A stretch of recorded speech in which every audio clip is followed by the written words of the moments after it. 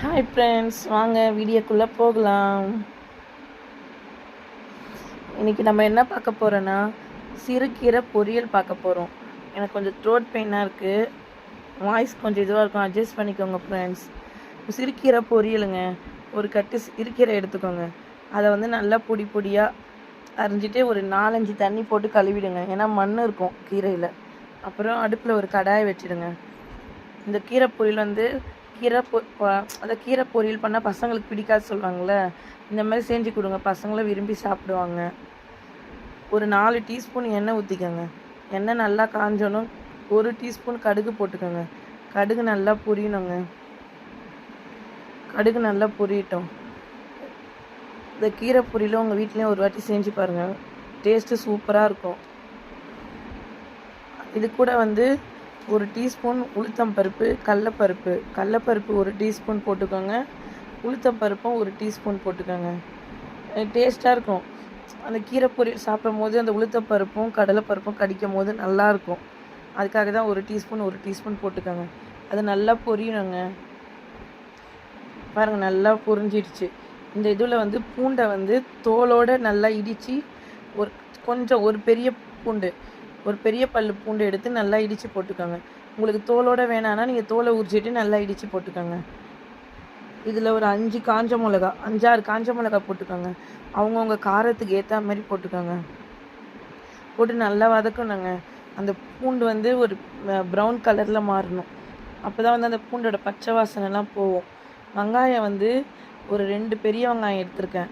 ஏன்னா வந்து வெங்காயம் வந்து கீரை பொரியலில் நம்ம எவ்வளோ அதிகமாக வெங்காயம் சேர்க்குறோமோ டேஸ்ட்டும் அவ்வளோ சூப்பராக இருக்குங்க. அது மட்டும் இல்லாத கீரை பொரியல் நிறைய இருக்கும். நான் எப்போவும் அப்படி தான் செய்வேன். பார்த்தா டேஸ்ட்டு செமையாக இருக்கும் வெங்காயம் நிறைய சேர்த்தா.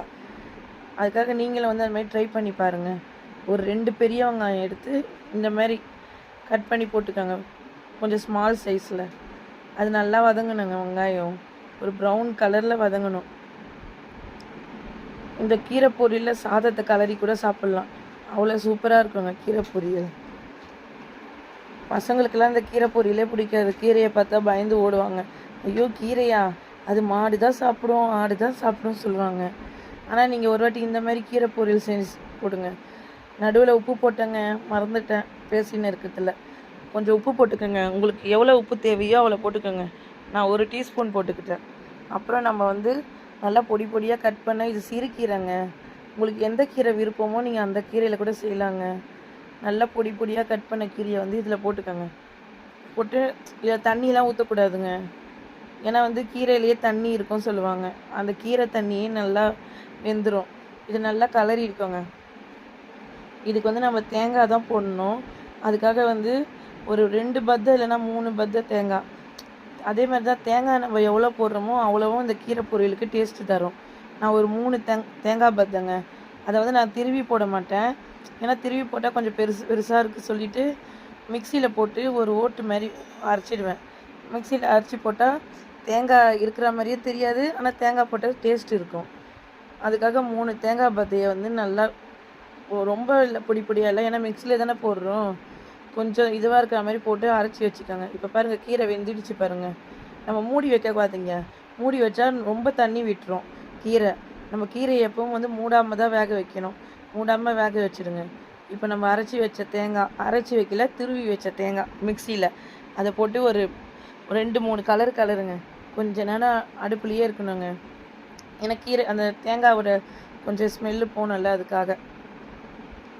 நீங்களும் ஒரு வாட்டி இந்த மாதிரி செஞ்சு பாருங்கள் ஃப்ரெண்ட்ஸ், சூப்பராக இருக்கும் இந்த கீரை பொரியல். நம்ம சேனலை புதுசாக பார்க்குறீங்கன்னா சேனலை சப்ஸ்கிரைபர் பண்ணிக்கோங்க ஃப்ரெண்ட்ஸ். சப்போர்ட் பண்ணுங்கள். பிடிச்சிருந்தால் லைக் பண்ணுங்கள், கமெண்ட் பண்ணுங்கள், ஷேர் பண்ணுங்கள். அடுத்த வீடியோவில் நான் வரேன் ஃப்ரெண்ட்ஸ். எனக்கு தெரிஞ்ச சமையலை நான் வந்து உங்களுக்கு சொல்கிறேன் ஃப்ரெண்ட்ஸ். ஓகே ஃப்ரெண்ட்ஸ், அடுத்த வீடியோவில் பார்க்கலாம். பாய்.